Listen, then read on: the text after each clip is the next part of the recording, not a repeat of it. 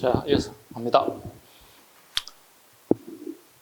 1교시, 2교시 하죠? 하실만 하죠? 이 정도는 뭐, 그죠? 하실만 하죠? 우리 처음 뵀는데. 할만 하세요? 껌이죠?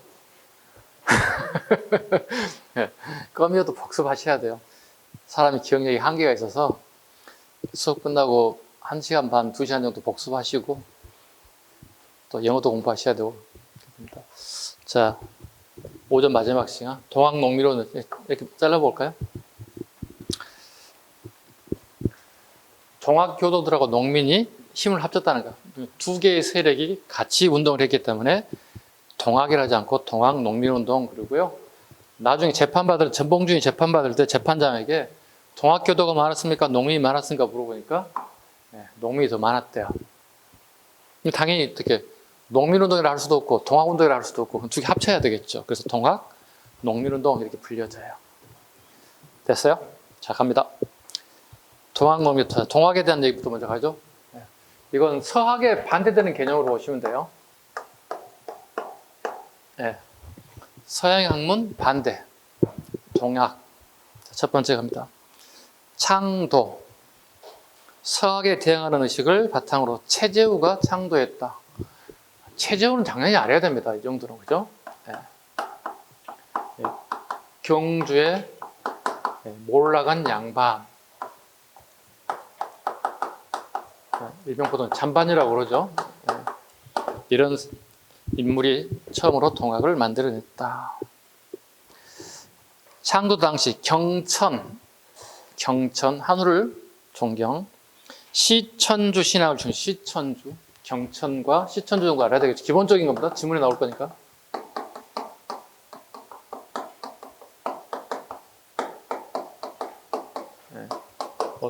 조물주 또는 하느님으로 통상하셔도 됩니다. 한우를 존경하고 하느님을 중심으로 신앙을 가져가자, 동학이라고 합니다. 교세학장.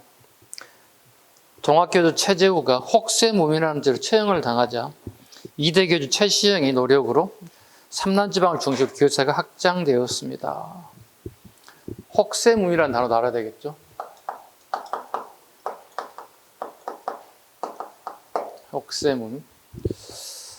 혹세무민이란 백성을 속이고 이익을 편취한다는 뜻입니다. 혹세무민이라는 관리라고 하는 사람들은 국민들, 백성들을 위해서 정치를 해야 되고 관리를 해야 되는데 목적을 가지고 있는데 그 사람들 대상으로 이익을 편취했다는 거야. 백성을 속이고 이익을 편취했다. 이걸 혹세무민이라고 불러요. 혹세무민했다. 그래서 최재우가 창도가 얼마 되지 않아 죽어요. 그의 제자 최시영이 이걸 계승하게 되는 겁니다. 그 최재우와 최시영은 같은 경주 지방이에요.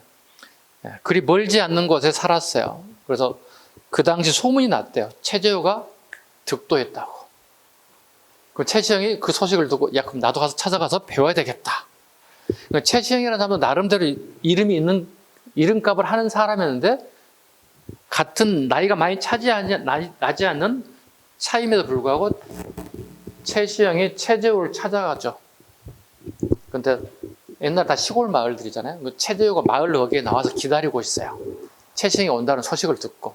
자기가 처음으로 제자를 맞이할 수 있는 그 반가운 마음도 있을 거고, 또 우리 정에 사람을 맞이하고 배웅하는 게 기본적이니까. 그리고 난 뒤에 최시영에게 최재우의 동학을 가르치게 되죠. 동학을 이대 교주가 그래서 최재우의 사상을 그대로 물려받아서 이 사람이 하삼도 즉 충청 경상 전라 지역에 많이 포교가 이루어지죠. 하삼도 지역에 특히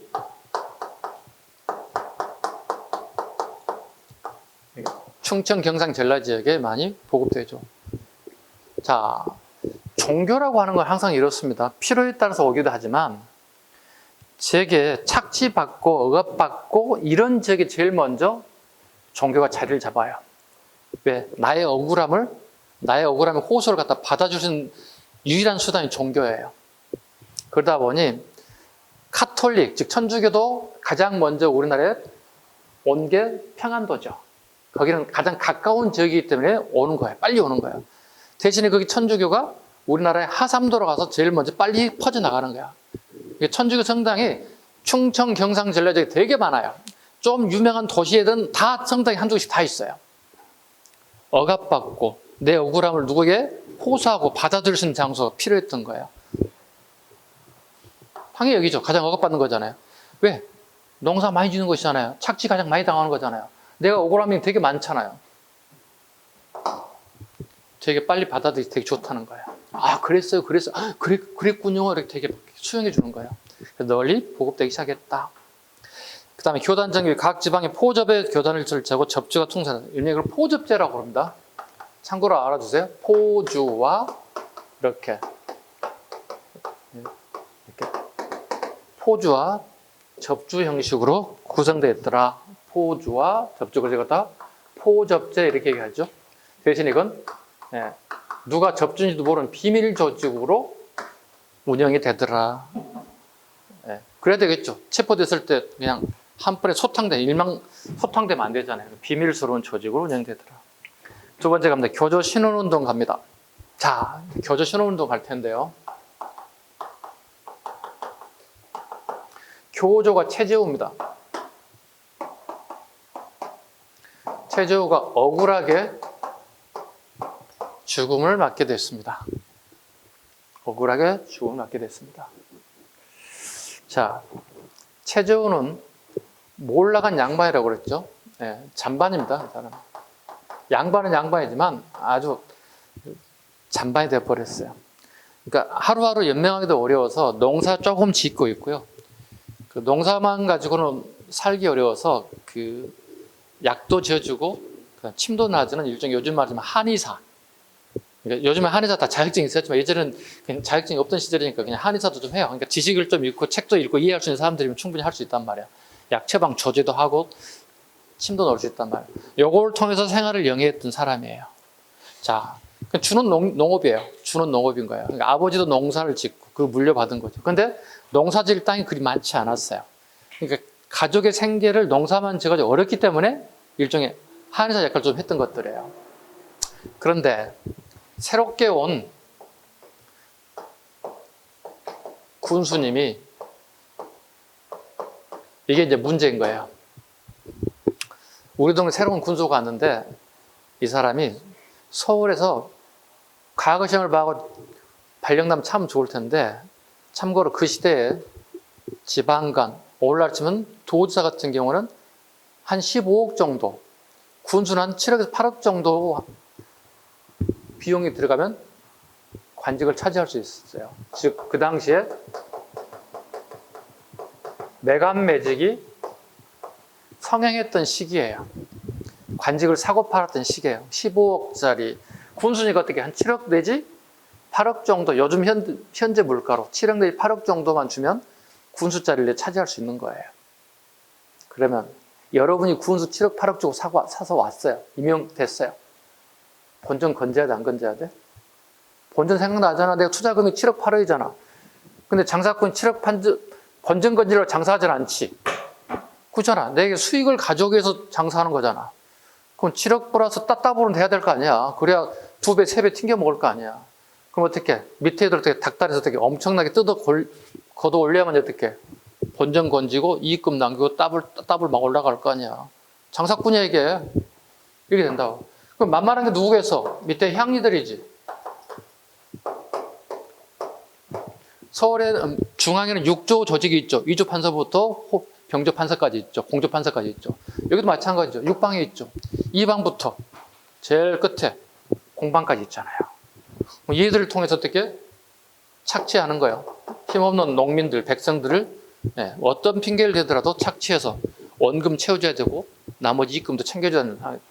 엄청나게 뜯어낼 거야. 조병갑이. 별의별 방법을 다 하는 거야. 그러니까 붙이면 다 세금이야. 여기 붙이면. 그래서 이때 처음 나온 게 물세야, 물세. 농업국가니까 저수지를 만들고 저수지 물을 쓰는 만큼 돈을 받는 거예요. 우리 21세기니까 지금 어떻게 마트에서 어떻게 물 1,000원짜리, 1,500원짜리, 2,000원짜리 물을 사 먹는 게 일반화돼 있지.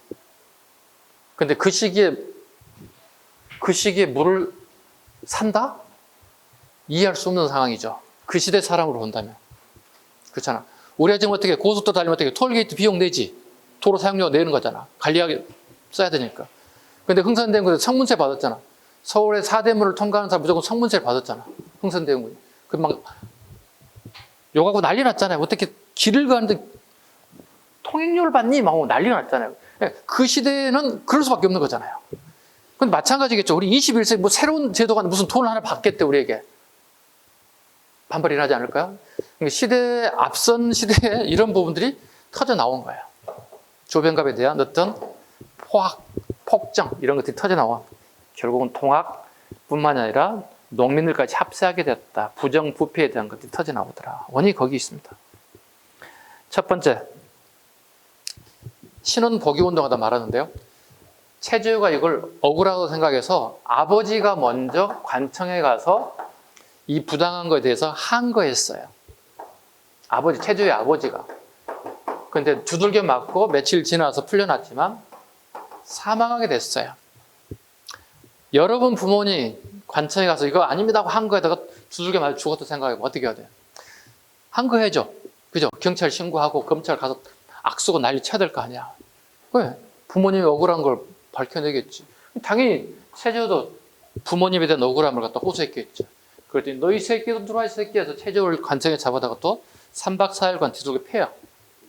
이유 없어요. 네. 겨우겨우 풀려 나옵니다. 네. 최재우가 어떻게 아버지의 죽음과 본인의 어떤 그런 고통을 겪으면서 이건 아니다. 시작이 됐겠죠. 아, 이건 아니다.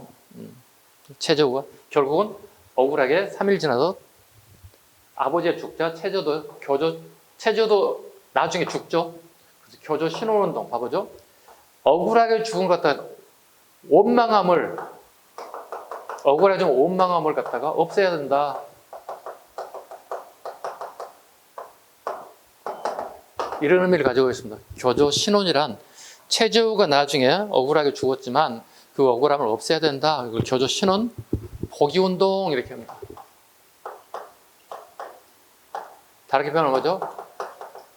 사이비라고 좀 우리 종교는 사이비가 아닙니다. 이렇게 얘기하고 있는 거야. 우리는 정식 종교입니다. 어떻게 종교 지도자를 죽일 수 있습니까?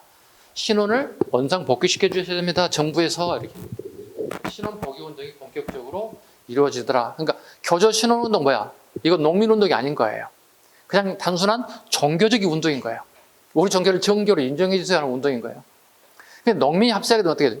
억울함이 플러스가 되는 거예요. 그래서 동학 농민 운동이 부르는 거죠. 탐악이죠. 세금을 너무 많이 가든다. 우리 너무 포악적이다. 때린다. 막 이런 것들. 합쳐지는 것들이죠. 처음으로 삼내에서 집회가 이루어졌다. 삼내 집회. 두 번째 서울 복합상소. 자, 서울 복합상소 갔습니다. 손병희, 박강호 등 40명이 궁성 앞에, 경복궁 앞에 와서 연자 복합상소를 열렸습니다. 교조의 신원과 우리 사이비가 아닙니다. 최저를 원상 복귀시켜줘야 됩니다. 예국인의 철수를 요구 상소를 올렸습니다. 3일 만에 고종이 이렇게 얘기합니다. 여러분 고향 집에 돌아가 생업에 종사한 다음에 소원대로 시행하겠습니다라고 답을 내렸어요. 그러자 동학교도들이 해산하고 집으로 돌아갔어요. 봐봐. 하나 알아야 돼요. 왕이 명을 하게 되면 또는 왕실이 명령을 하게 되면 이 명령을 따라야 돼요. 이걸 우리 학술 용어로 근왕주의라고 불러요. 참고로 보셔야 돼요. 우리 의병할 때 하면 또 나올 거예요. 근왕주의랑 또 나올 거예요. 근왕주의라고 불러요. 왕이나 왕실이 백성에게 명령한 그 명령을 특별한 이상이 없는 한 따라야 돼요. 이걸 근왕주의라고 불러요. 그래서 서울 복합상소운동에 살짝 그 옆에다 예백 있죠. 거기다 근왕주의 적어놓으면 돼요. 근왕주의라고 불러요. 아니 왕이 야 니네 집에 가 생업에 종사해 내가 알아서 할 테니까 그럼 와야지 어떻게 방법 없잖아요. 그럼 두 개 묶어봐. 삼내 집회하고 서울 복합상소운동 있죠. 기억 니은 이렇게 먹어봐 이렇게. 예. 여기까지는 예. 종교적 운동이에요. 종교적 운동이에요. 그런데 보시면 보훈집회 있죠. 디귿번 있죠. 이걸 정부가 수용을 못해요. 그래서 디귿은 어떻게 이것은 정치적 운동으로 탈바꿈 되는 게 디귿번이에요. 보온 지폐예요. 구분하셔야 돼요. 보온 지폐부터는 정치적 색깔을 띠기 시작하더라. 동학의 신앙의 자유뿐만 아니라 탐관오리 숙청 같은 정치적 고리에 있었으면 점차 종교운동이 농민 중심의 정치운동으로 전환됐습니다. 왜? 1번, 2번이 수용이 안 되기 때문에 디귿번으로 이렇게 움직이기 시작한다는 거예요. 보온 지표로 간다는 거예요. 보온 지표에서부터는 정치적 색깔을 띠게 되더라. 금구직회 마찬가지. 그 다음에 거부 농민 보온기 오른쪽 배경갑니다. 조병갑 나올 겁니다.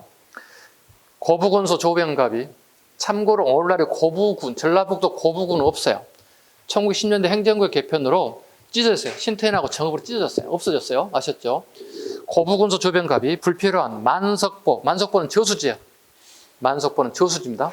만석보를 다시 쌓기 위해 농민을 강제 동원, 훗날 물세, 수세를 걷지 않겠다는 조건으로 공언했으나 추수 때 수세로 700여 석의 쌀을 강제로 징수, 자신의 공덕비를 세우거나 부친의 비각을 세우는 명목으로 돈을 또 천냥을 걷는 타막을 일삼자 불만이 왔다. 공덕비란 군수가 재임 기간을 끝나고 가고 난 다음에 이 군수가 우리 마을, 우리 군을 위해서 엄청나게 노력을 마쳐 큰 업적을 남겼다. 그래서 마을 사람들이 돈을 모아서 세우는 게 공덕비야. 그런데 이 자식은 어떻게 지가 직접 공덕비를 세서 돈을 걷는 거야. 말이 됩니까? 말이 안 되는 거잖아요. 그렇잖아요. 아니, 여러분 스스로가 나중에 공무원이 들어간 다음에 우리 동사무소에 내가 큰 업적을 쌓았기 때문에 우리 동민들한테 나가서 돈 1,000원씩 걷어서 내 공덕비를 세우겠대. 동사무소 앞에 세우겠대. 비석 세우겠대. 동민들이 뭐라고 할까요? 저 공무원 제 정상이 아니라고 얘기했죠. 주지도 않을 뿐만 아니라 정상이라고 생각했죠. 지금처럼 이 시대에도 이런 일이 있었다는 거예요. 안 하면 무인이잖아요. 말도 안 되는 거잖아요. 전개 갑니다. 전봉준 등의 폐정의 시정을 요구하던 요건 상소를 올렸으나 오히려 매를 맞고 쫓겨났고 이에 전봉준을 비롯한 농민 지도자들은 사발통문을 돌려, 사발통문의 밑에랑 색깔 좀 칠해줘야 됩니다. 이때 사발통문이 나옵니다. 사발통문을 돌려 천여 명의 농민을 이끌고 고부 관할을 습격, 군수를 몰아내고 아전들을 징벌한 후 양국을 농민에게 나눠주었다. 이게 영화라든가 드라마에 되게 많이 나오는 부분이에요. 그러니까 전봉준을 포함한 농민들이 군을 접수해버려. 그리고 창고에 쌀을 다 풀어서 농민들이 나눠주면 한우하고 막 난리가 나. 이게 영화에서 같은 보면 하이라이트 장면으로 막 나오는 장면 중에 하나예요. 대응갑니다. 정부는 농민을 무마시키기 위해서 조병갑을 파면하고 박원명을 신임 군수로 임명하였으며 사태를 수습하기 위해서 안핵사 이용태를 파견, 새로 부임한 군수 박원명으로부터 폐정을 시행하겠다 약속을 받고 해산. 그대로 끝나면 돼. 그런데 안핵사 이용태는 모든 책임을 농민군으로 돌리고 참가자 주보자를 색출하고 말을 약탈 행포를 자행했다. 농민은 다시 폭발하겠다. 이용태라는 사람이 문제가 되는 거거든요.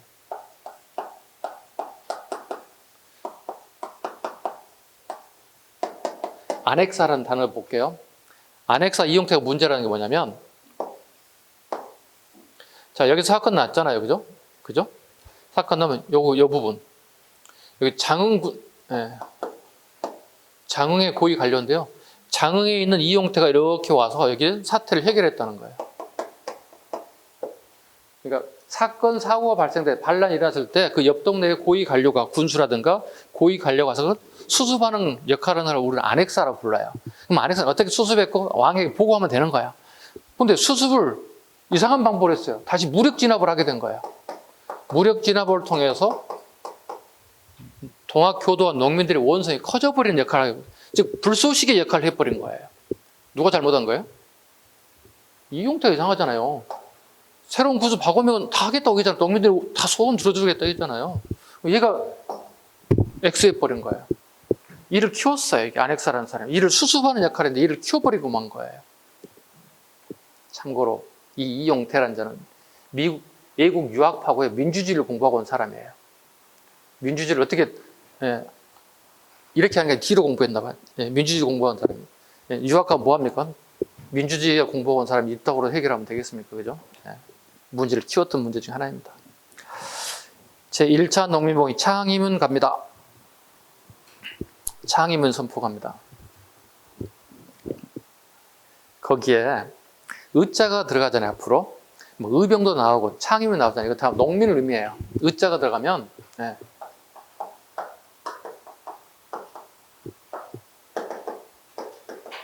농민들이 어떤 글을 발표했다는 뜻이에요. 창임이란. 동학교도만 가지고 부족해요. 농민 여러분 우리 많이 참여해 주시기 바랍니다. 그 의미입니다. 전봉준은 전북 무장, 오늘날 고창군이죠. 그래서 대접주, 손아중의 근거지기도 하고요. 남접 도서를 설치하고 총대장 전봉준, 손아중, 김계람 등이 지도하는 각 고을에 통문을 보내어 보호관 및 제폭 코멘트를 했습니다. 난접 도서에 찍었습니다. 남접 도서.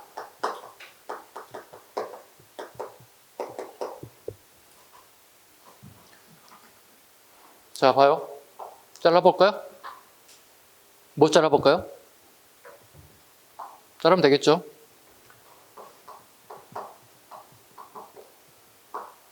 남접과 북접이 있습니다.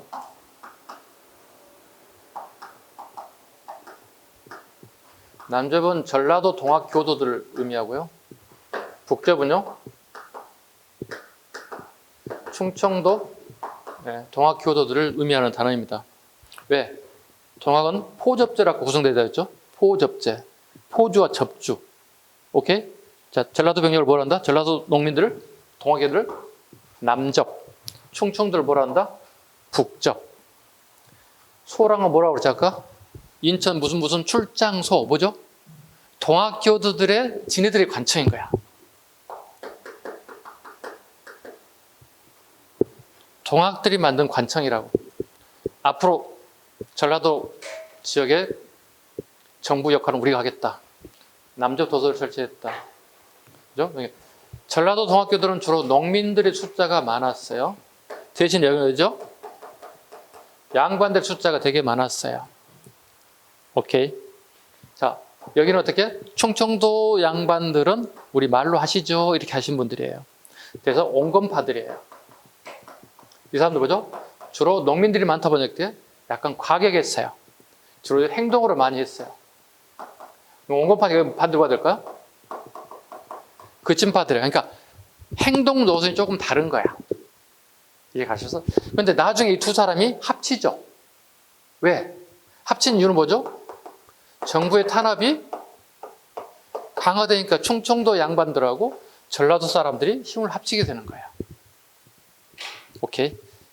합쳐가지고 어떻게? 야, 우리 안 되겠다. 서울 가가지고 왕한테 한번 따져봐야 되겠다. 도대체 왜 그런지 따져봐야 되겠다. 이러는 거예요. 근데 꼭 이런 게 있어. 우리가 충청도를 거쳐야만이 서울까지 갈 수 있어요. 여기가 공주예요. 공주를 언덕에 올라가는 이게 우금치라고 하는 것이 있어요. 우금치를 넘어가야만이 서울까지 원만하게 올 수 있어요. 요즘 차 타면 어떻게 1시간 안쪽으로 올 수 있거든요. 우금치 지나면요. 근데 이때 이제 일본군과 관군이 우금치에서 좀 높은 지역에서 이렇게 쓰고 있는 거예요. 동학교들이 쭉 올라올 거냐. 그래서 총을 난사해서 동학교도 10만 명을 아웃시켜 버려요. 그래서 우금치에는 10만 명이 죽었자 이렇게 얘기합니다. 시신이 산을 만들었고 피가 강물을 이루고 살벌하지 않습니까? 시신으로 산을 만들었다는 얘기잖아요. 10만 명 죽었으니까. 피 흘린 강물이 이렇게 됐다. 전국에 있는 모든 까마귀 떼가 공주로 집합했다. 살 좀 뜯어 먹어야 되니까. 웬 밥? 웬 영양밥? 막 뜯어 먹어야 할 거 아니야. 이게 공주 우금치 전투에. 우금치 전투에서 결과적으로 11월 달에 장장 1월 달에 시작해서 11월 달에 장장 10개월 만에 동학교도의 이 운동 끝나게 돼요. 근데 우리 시험에 동학이 너무 시험 잘 나오는 줄 모를까요? 우리 역사를 확 바꿔버리는 운동이 된 거야. 왜? 그냥 지도자들, 지배자들에 의한 개혁일 뿐이었지 밑에 하층 계급이던 농민들의 개혁은 없었거든요. 주장. 처음으로 우리가 나의 생각과 주장을 주장하게 됐다는 거, 펼치게 됐다는 거야. 그래서 우리가 역사적 가치가 되게 크다고 보는 거예요. 아까 지워졌는데 아래로부터의 계획을 처음으로 주장한 그게 동학인 거야. 물론 정부가 수용을 하지 못했지만 처음으로 우리가 자각했다는 데서 되게 큰 의미를 가진다는 거예요. 동학이. 그래서 동학은 우리 시험에서 모든 시험의 단골 메뉴예요. 예, 내년에도 나올 가능성이 있겠죠. 동학이랑. 그러니까 단독분제 나올 수도 있고, 뭐 선택제 나올 수도 있고, 어떤 방법이든 간에 아마 나올 가능성이 크다. 창임은 됐고요. 그 다음에 고부점령. 그 다음에 백산봉기. 백산은 오늘날의 김제시입니다. 김제시. 김제시하고 전라북도 부안하고 경계 지역이 이제 백산면이라는 곳이 있는데요. 거기에서 보겠습니다. 고부에서 백산으로 이동 8천여 명이 모였으며 농민군 호남 창의소를 조직하고 중요한 단어에 호남 창의소 조직해야 돼. 소자가 들어가 있어. 호남의 농민이 다 모였다는 얘기야. 창의소 조직은 전봉주를 대장으로 하고 지휘부는 4대 강령, 4개 행군 약속, 12기조를 기율을 선포, 봉기의 목적과 의지를 확인하고 대의 명분을 천명하게 되었다. 다음 페이지 갑니다. 66페이지. 백산봉기 동학강령 사료 있죠? 기출 사료입니다. 빈출 사료입니다. 꼭 읽으셔야 돼. 내가 같이 읽겠습니다. 너무 잘 나오기 때문에. 백산봉기 갑니다. 우리의 기를 들어 여기에 이르렀으면 그 본의가 결코 다른 데 있지 않냐고 창생을 도탄 중에서 건지고 국가를 반석위에 주재함이라. 안으로는 탐악한 관리의 머리를 베고 밖으로 행포한 강적의 물을 쫓아내고자 합니다. 이하 생략. 동학군 4대 강령가입니다. 그 첫 번째까지 별표, 나머지 3개는 안 해도 됩니다. 사람을 죽이거나 가축을 잡아먹지 말라. 이거 별표 잡으셔. 나머지 3개는 안 읽어도 돼. 그 사람이 모이다 보면 이 군중 심리가 있어서 나쁜 짓을 꼭 해요. 혼자 있을 때 잘 안 해. 그렇지 않나요? 혼자 뭐 할 게 없잖아요. 그냥 쭉 집에 갔다 가는 길 왔다 갔다 하면 되는 거잖아요. 근데 2명, 3명이 모이면 꼭 이상한 짓을 해요. 딴 생각을 해. 청소년기에 그렇게 많이 해. 궁중심리가 있어서. 가다 보니 자기도 농민인데 가다 보면 배고프니까 가축, 닭이라든가 돼지를 잡아먹는 경우가 많아. 이거 하지 말란 얘기야. 그래서 첫 번째 건 꼭 잡아야 돼. 그러니까 동학군 4대 강령 나올 때 무조건 첫 번째 건 무조건 나올 수밖에 없어. 그 두 번째, 세 번째, 네 번째 안 하셔도 되는 얘기야. 예. 닭 잡아먹지 말고 돼지 잡아먹지 말고 가축 잡아먹지 말란 얘기면 아, 이게 4대 강령이구나. 항토연 전투, 그 칼라책을 가지고 계시면 연도를 좀 수정해. 1894년으로 97년쯤 되어 있는데요. 흑백책은 수정되어 있죠, 지금 현재. 그죠? 예. 항토연 전투, 전주 감행에서 파견한 진압군을 항토연에서 격파하고 정읍, 고창, 함평 등지로 차례로 함락하였다. 이게 뭘까요? 항토연 전투 되게 중요한 이유가, 자, 봐봐요. 지금 고창, 그 다음에 백산면, 부안 막 이런 게 나오잖아요. 전라북도 지역이잖아요. 근데 전라북도 지역, 전라남도로 동학군이 이동하고 있어요. 여기 보시면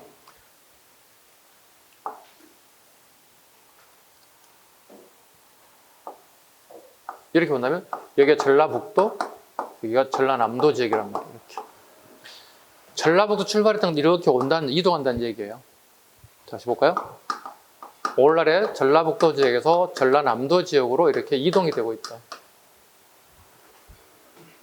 첫 번째, 농민의 호응이 되게 크다는 얘기가 되는 거예요. 첫 번째. 같은 생각을 가진다는 얘기예요. 정부의 정책, 그 다음에 관리들이 부패. 우리 격파시켜야 되는 생각을 가지고 있어요. 다음 두 번째. 군 단위가 A군, B군, C군 계속 늘어나잖아요. 그럼 뭐가 될까요? 동학교도 숫자가 증가한다는 거예요. 동학교도 숫자 증가한다는 얘기는 정부군에 대응할 수 있는 힘이 생겼다는 얘기가 되는 거예요. 됐죠? 그럼 관리하기 어떻게? 도서들이 훨씬 더 규모가 커진다는 얘기예요. 관리하는 관청, 도서들이, 동학들이 만든 도서들이 더 커진다는 얘기예요. 조직이 더 확대 개편되는 얘기가 되는 거예요. 그러면 전북에서 전라남도까지 커지잖아요. 그럼 어떻게? 정부를 손 놓을 수가 없어요. 어떻게? 그러면 군을 파견해서 진압하려고 노력을 할 거란 얘기야. 그럼 어쩔 수 없는 뭐가 돼? 동학농민군하고 충돌이 일어날 수밖에 없다는 거예요. 그게 장성의 항룡천 정투가 되는 거예요. 좀 이따 나오겠지만 크게 보란 얘기야. 정부군과 동학교도가 힘이 붙어야 되잖아요. 왜? 전라남도, 북도, 동학교도 힘을 합쳐주잖아요. 초기에 싹을 자르게 정부군이 파견된단 말이에요. 잡겠죠. 항명천 전투하면 서울에서 파견한 정규 부대인 경군을 격파합니다. 여기 나왔잖아요. 이게 전봉준이 싸우게 됩니다. 네. 전봉준 신식 무기를 도위해서 이게 뒤에 또 할게요. 전주성 점령, 항명천 전투에 북상하여 전주성에 입성합니다. 완산 전투가 안 하셔도 될 것 같습니다. 정부는 청나라에 군대 파견을 요청합니다. 청군 2,500명, 충청도 아산만. 별표 하나. 충청도 아산만으로. 그 다음에 일본도 마찬가지. 하루 지나서 인천 제물포항으로 들어옵니다. 기억 니은을 묶어보시죠. 어떤 근거 있나요? 그렇지. 앞에 저거 텐진조약의 법적 근거를 가지고 있어요. 조선에 비상 상황이 발생하면 동수의 군대가 파견된다고 텐진조약에 나옵니다. 텐진조약 왜 맺어졌죠? 갑한텐이니까 갑신정변의 결과죠. 갑신정변의 결과 뭐예요? 텐진조약이 맺었죠. 한반도 유사상황이 발생돼서 이렇게 동수의 군대가 파견돼요. 텐진조약의 결과에 의해서 청군과 일본군이 와요. 자, 그러면 제물포에 일본군이 도착하죠. 그럼 인천 시내를 쭉 이렇게 여러분이 살고 인천항을 이 도를 쭉 횡단해 온다고. 부평 부천 넘어가서 서울까지 간다고. 서울을 경에서 어딜 갈까요? 경기도 남쪽으로 가요. 왜? 청나라군이 아산만에 상륙해서 지금 안성과 평택으로 올라왔어요. 그리고 인천에 상륙했던 일본군이 서울을 통해서 수원을 넘어서 평택에서 넘어가서 천안에서 한번 붙어요.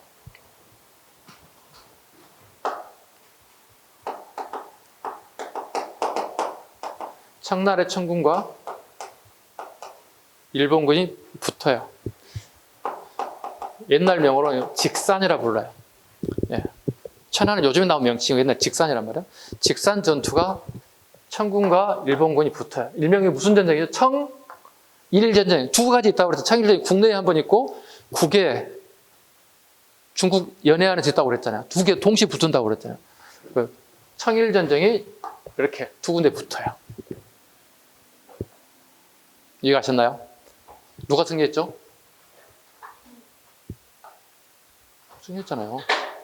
예, 일본군 승리해요. 처음에는 청이 승리해요. 그럼 점차 일본군이 승리 쪽으로 돌아가죠. 1차 전체는 실패하지만 2차 때부터 일본이 승리하기 시작해요.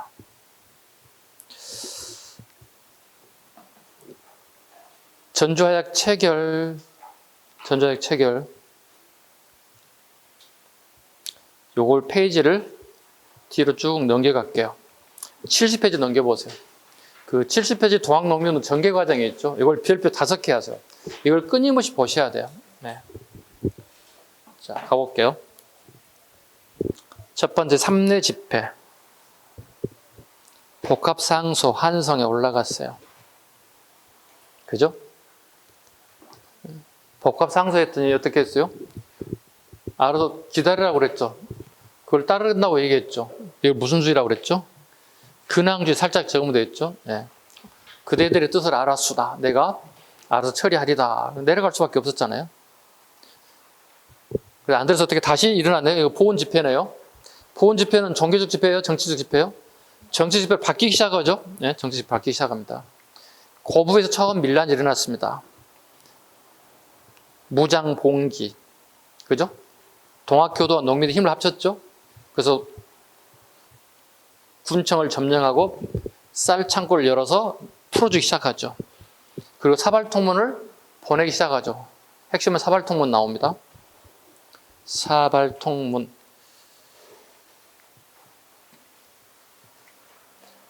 (67페이지를) 한번 와주시죠. 앞으로 넘어가 주시죠. 사발통문 한번 봐보시죠. 우리 이렇게 그릇도 있잖아요. 그릇, 그죠? 사발이 있죠? 네, 그릇을 거꾸로 엎어, 이렇게. 거꾸로 엎어서 이 주변에다 이렇게 받는 사람을 쓰는 거야. 그러니까, 보내는 사람, 받는 사람 편지 있잖아요. 받는 사람만, 접주들만 이름 쭉 적는 거예요. 보내는 사람은 없어요. 왜? 우두머리, 보낸 사람 우두머리를 가냐. 우두머리 잡히면 안 되잖아요. 접주만 쭉 이름 적는, 무슨 마을에 홍길동, 무슨 마을에 김길동 쭉 적는 거야. 근데 접주와 접주가 서로 몰라요. 왜? 일망타진되는 걸 막아야 되니까. 아니, 여러분 친구들을 한 번에 다 잡을 수 있잖아요. 좋은 방법 핸드폰이잖아요. 핸드폰도 다 나오잖아요. 친구네, 엄마네, 아빠네 다 나올 거 아니야. 그래서 비밀 조직이라는 얘기예요. 그리고 내용을 쭉 전달했다. 이걸 사발통문이라 불러요. 다시 뒤로 갑니다. 1차 본기 때 벌써 사발통문이 나오더라는 거야.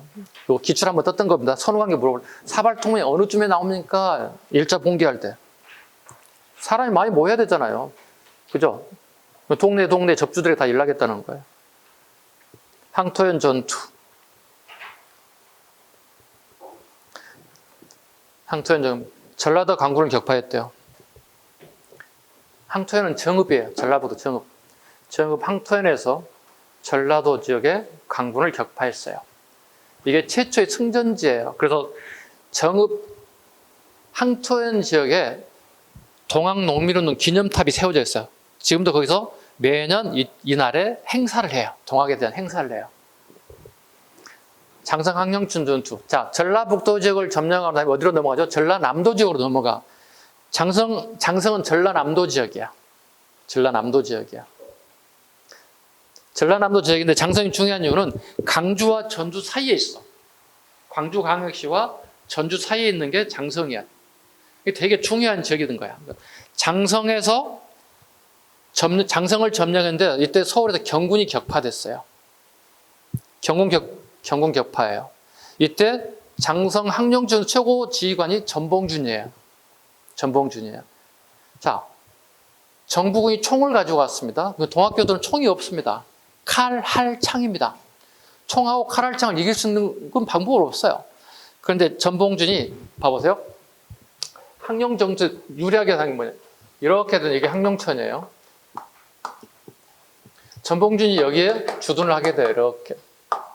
그리고 이게 정부군이 이렇게 대치하고 있는 상태예요. 이렇게. 그런데 얘들은 총을 가지고 있는 애예요. 얘들은 어때요?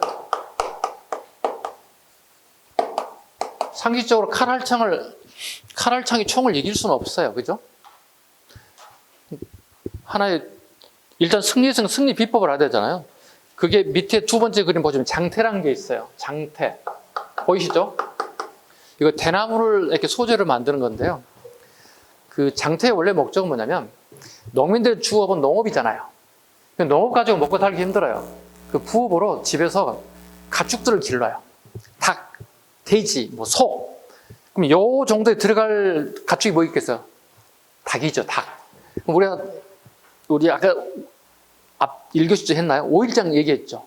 5일에 한 번씩 장이 쓴다고 그러잖아요. 어떻게? 자기 집에 기르던 가축, 닭들을 키워서 여기다 집어넣어서 들고 갈 운반 수단으로 장태를 썼던 거야. 딱 집어넣고 딱 닫으면 끝나요. 그럼 시장까지 갈 때까지 안전하잖아요. 도망갈 수가 없잖아요. 가서 파는 거예요. 이제.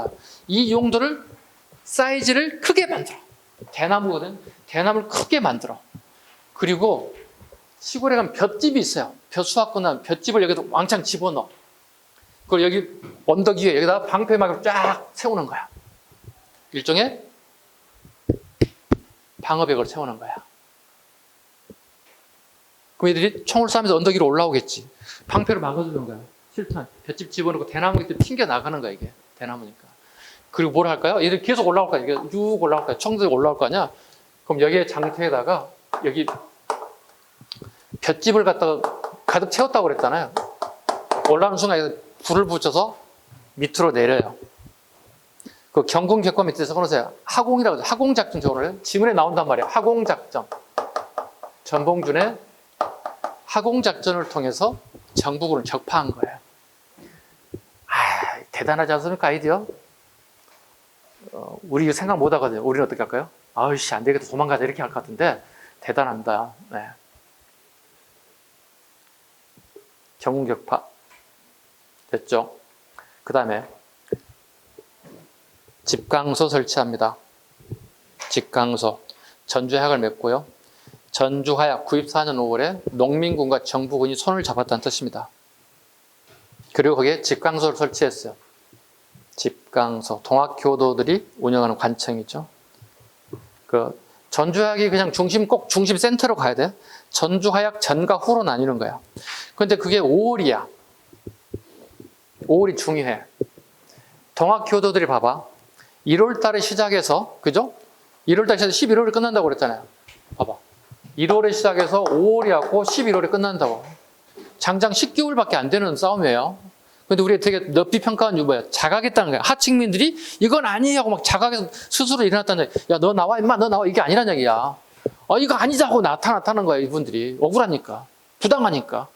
자, 근데 5월 달에 하약이라는 말은 정부군과 농민군이, 동학농민이 손을 잡았다는 뜻이에요. 그 5월이 중요해요. 왜? 5월은 우리가 먹고 살아야 돼. 모내기해야 한다고.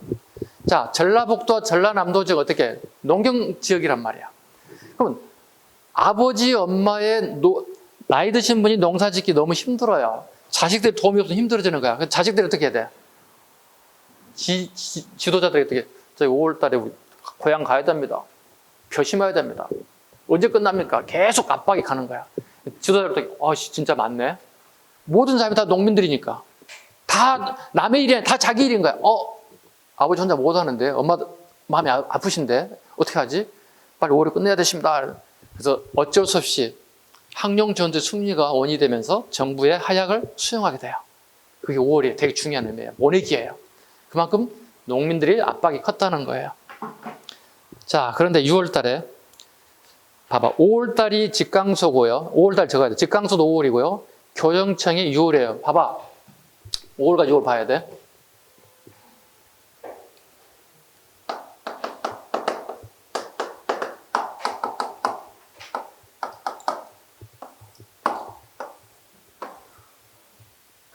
개혁기구를 만드는다는 거예요. 농민들, 우리도 잘못한 게 있을 수 있다는 거야. 농민군들도. 그걸 5월 달에 만든 게 집강소예요. 이거 누가 만들었어요? 동학 농민군들이 만든 게 이거라고. 그럼 정부도 뭔가 잘못한 게 있지 않겠는가? 그게 만든 게 교정청이에요.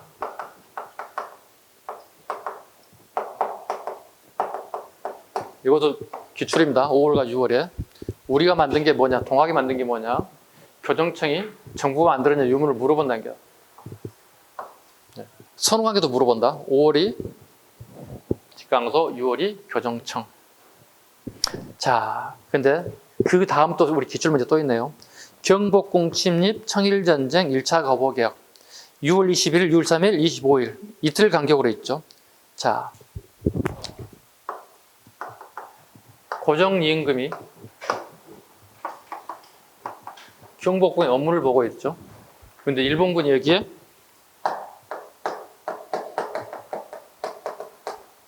기습 점령해 버렸다고요. 야음을 틈타서. 그래서 동그라미 쳐볼까요? 경복궁의 궁, 청일전쟁의 청, 갑오개의 갑. 앞글자당 뭐가 되나요? 궁, 청, 갑이에요.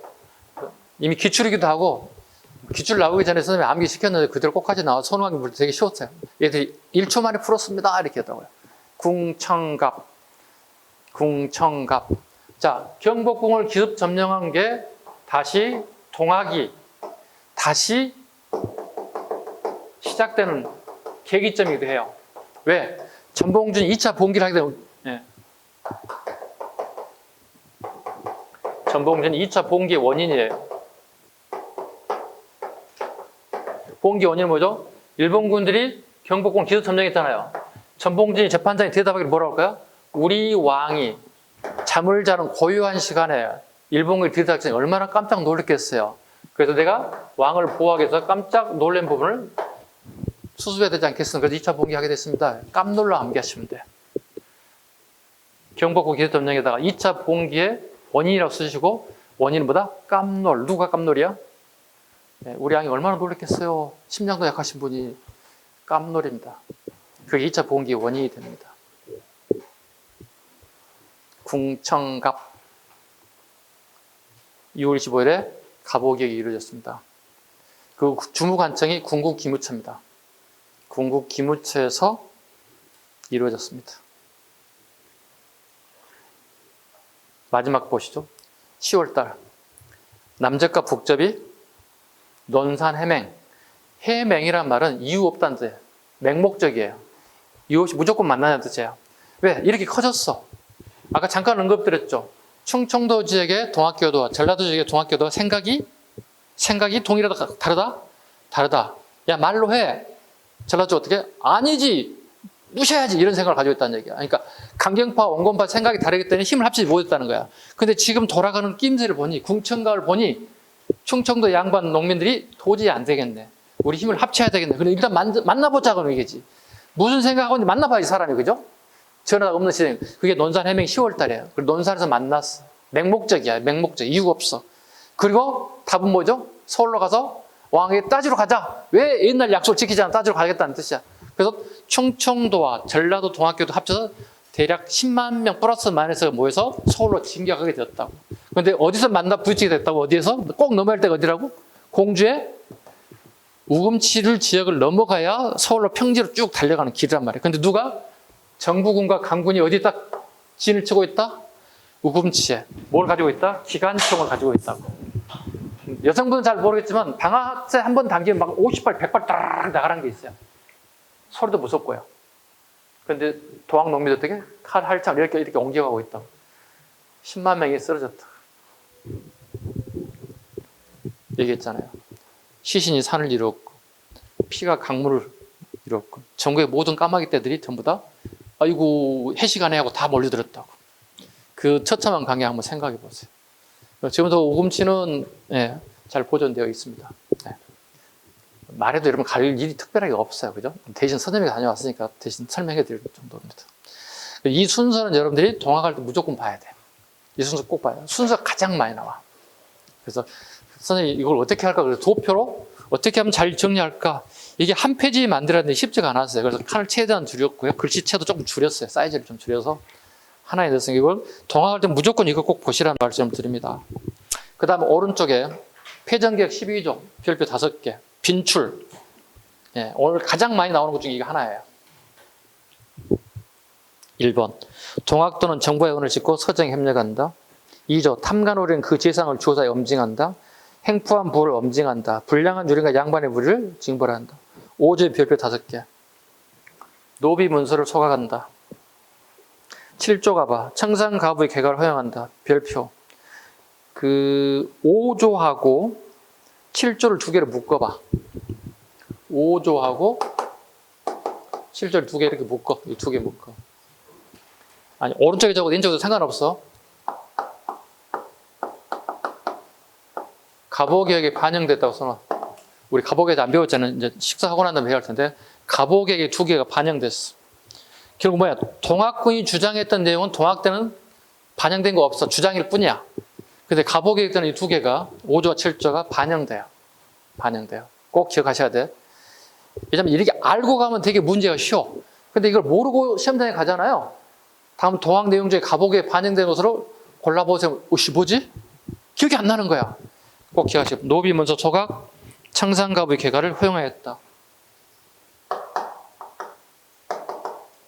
청산가부의 재가를, 즉 재혼을 허용했다는 거예요.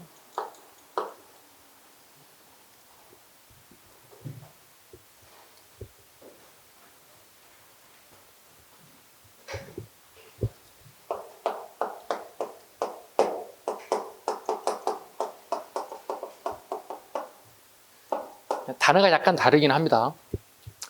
가부는 남녀가 결혼하고 남자가 죽었을 때 여자 혼자 사는 거는 보통 가부라고 합니다. 청산가부는 보겠습니다. 남자와 여자와 예전에는 부모님들끼리 정략적인 결혼을 약속해요. 야, 니네 아들과 우리 딸을 나중에 성이 되면 결혼시키자. 부모님들이 약속을 했다고요. 예전에 그런 혼례 방식이 되게 일반화됐어요. 농민들 사이에서는요. 지금 우리가 뭐 연애하고 뭐 데이트하고 이놈의 새끼 다 보면서 좋은 거 안 좋은 다 보고 결혼할지 말지 판단하는데 예전에는 그렇지 않았다는 거예요. 아버지 의지에 따라 그냥 해야 되는 거야. 결혼을 나이가 돼서 성이 됐어요. 10대 후반이 됐어요. 근데 갑자기 결혼을 받은 이 새끼 죽어버렸네? 그럼 요즘 속된 말로 나가리 된 거잖아. 끝난 거잖아. 근데 이 여성은 이 집에 가서 결혼을 해야 돼요. 없는 남자하고 살아야 돼요. 말이 안 되는 거잖아요. 그런데 여기에 부모님께서는 이 여성의 조력을 받고 살아요. 근데 압박을 가요. 어떻게 할까요?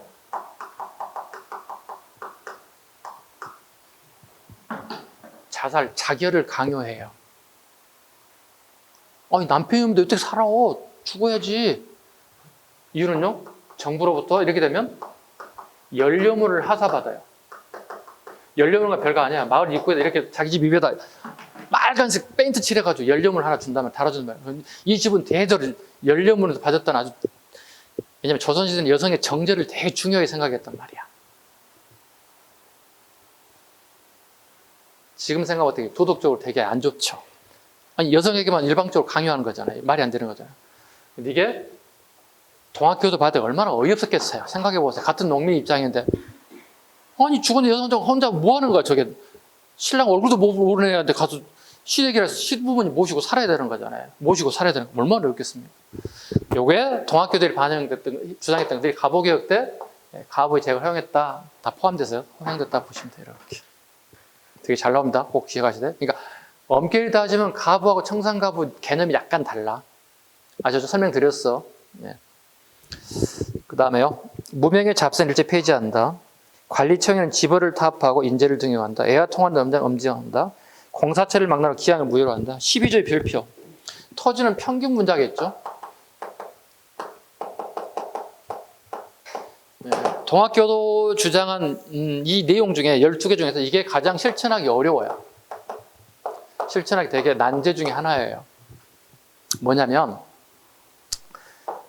우리 땅이라고 하는 게 있잖아요.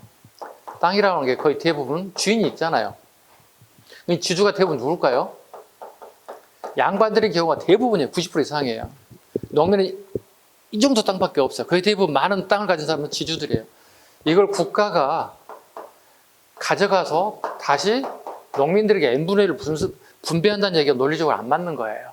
누가 반대할까요? 이분들의 반대가 있기 때문에 토지 평균 분자의 가장 어려운 주장 중에 하나, 들어주기 어려운 내용 중에 하나였다는 거예요. 이해 가셨죠? 훗날 언제 토지가 n분의 1로 나눠줍니까? 우리 농민들에게? 이승만 정부 때? 농지개혁 때.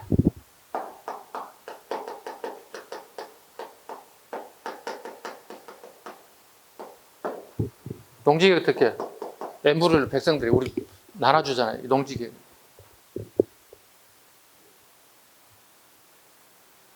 이해 가셨죠? 이거 혁명인 거예요. 혁명인 거예요. 국가가 토지를 다 몰수해서 백성들에게, 국민들에게, 농민들에게 n분의 1을 다 나눠줬다는 거 엄청난 거. 그래서 이승만 정부와 대부분 부패한 부분도 많이 나오지만 좋은 부분 중에 하나가 농지개혁이에요. 백성들에게 n분의 1로 농지를 분배해줬다는 겁니다. 됐죠? 밑에 그 개혁 내용 하나, 13개 중 하나, 이건 거의 출제 안 된 게 안 하셔도 됩니다. 72쪽, 빠른 속도로 갑니다. 동학의 성격 갑니다. 유불선을 기본으로 유교, 불교, 선은 도교를 얘기합니다. 유교, 불교, 도교를 기본으로 민간신앙 요소와 결합. 성리학을 부정하면서도, 밑줄 봐야 돼. 부정하면서도 철학적으로는 주기론에 밑줄 긋습니다. 기출문제입니다. 살짝 말을 바꿀 겁니다. 이겁니다. 주기론입니다. 이걸로 살짝 바꿀 거란 말이야. 말장난 칠 거란 말이야. 주기론. 주리는 인, 의, 예, 지를 얘기하는 거고. 인간이 느끼는 7가지 감정을 얘기해요. 기쁘고 슬프고 노여하고 이런 감정을 얘기하는 거야. 이해 가셨죠? 요겁니다. 주기에 해당되는 겁니다. 이해 가셨죠? 봐봐. 지금 농민에게 필요한 게 책일까요? 밥일까요? 밥이라고. 책이 아니라고. 왜? 인의지는 책을 읽어야 생기는 것들이야. 그렇죠? 자, 지금 1시쯤 되면 여러분들이 지금 책이 필요할 거예요? 밥이 필요할 거예요? 밥 생각이 나잖아요. 그죠? 밥 먹어야지. 또 오후 수업하고 저녁도 공부하고 집에 갈 거 아니에요. 그죠? 그래서 삼시세끼를 먹어야 되기 때문에 자, 몇 분 뒤에 여러분 뭐가 필요해요? 주기가 필요해? 주리가 필요해? 밥이 필요해 지금. 그래서 꼭 기억하시라고. 동학 농민들에는 책이 필요한 게 아니라 지금 밥이 필요합니다. 그 주기론이겠네요. 종교적으로 궁궁을을 주수를 중시하는 샤머니즘 성격이 있었습니다. 부적을 써요. 네, 궁궁을이라는 부적을 썼대요. 이렇게. 몸 어느 부분인가 속옷 부분이든 속 내이 부분이든 이렇게 붙이고 다녔대요. 일종의 부적도 붙이고 다녔대요. 정부군과 싸울 때 이 부적을 가지고 있으면 총을 맞아도 안 죽은대요. 전진 앞으로 해서 막 간대요. 네, 부적의 힘으로요.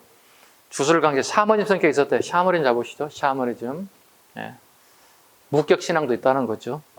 도참사상이나 정감록 도교와도 결합되었대요. 도참사상. 우리말 번역은 미래예언사상이라는 말을 써요. 도참이라는 말은 미래예언사상. 미래예언사상. 도참사상과 정감록.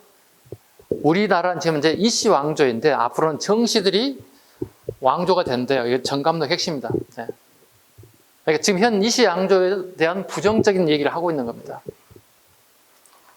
반봉건, 반제국주의 성격. 즉 조선왕조를 부정하고 조선왕조를 부정한대요.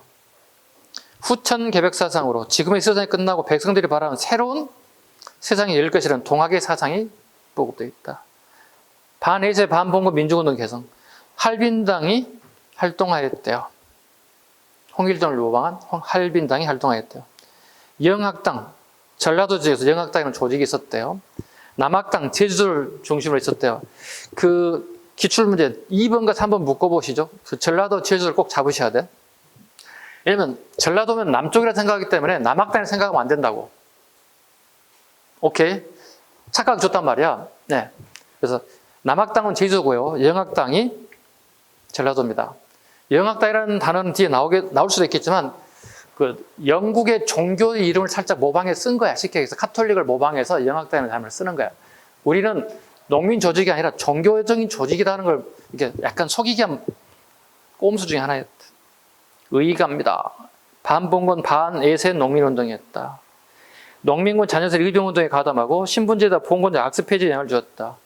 부도에 나선 민보군 수성군 밑을 봅니다. 민보군 수성군.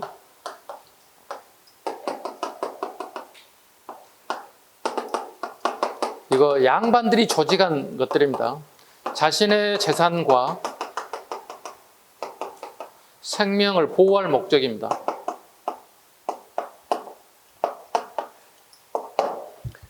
동학농민군하고 대립된다고 보시면 돼요. 동학농민군하고 대립적인 개념이 있던 것들이 민보군과 수성군. 즉 자위권을, 부자 양반 아저씨들이 자위권을 보장할 목적으로 돈 주고 만든 사병 성격이라고 보시면 돼. 그래서 얘들이 동학농민들에 참여했다 이런 질문 나오면 틀린 질문이에요. 아니, 얘나 지금 같지 않겠어요? 내가 가진 재산이 한 1,000억 되는데 농민들한테 내 재산을 빼앗은다면, 탈취해 간다면 나를 보호해야 할 거 아니야. 그래서 자위대를 만들어서 돈 주고 산 용병을 사서 내 재산과 생명을 보호할 목적으로 만든 게 민보군과 수성군이다. 반대 개념이 꼭 기억하시기 바랍니다. 그 다음에 오른쪽에 전봉진의 공초도 보셔야 됩니다. 제일 밑에 하단부 봐야 돼요. 답 봐보세요. 처음부터 한마디 말도 없이 민간에게 전달해 배포하고 그 알리는 글도 없이 군대를 거느리고 서울에 들어와 밤중에 왕궁을 공개하고 임금을 놀라게 해서 그게 무슨 원인이라고 그러지 아까? 2차 동학농민 공개의 원인 중에 하나가 왕을 깜짝 놀라겠다. 그리고 궁청갑 기억하시죠? 1800 6월 20일, 23일, 25일 경북 점령을 계기로 해서 전봉지 2차 봉기를 나서게 된 원인을 재판장에 가서 얘기하고 있더라. 재판 앞에서. 이 기록을 하다 보면 공초라고 불러.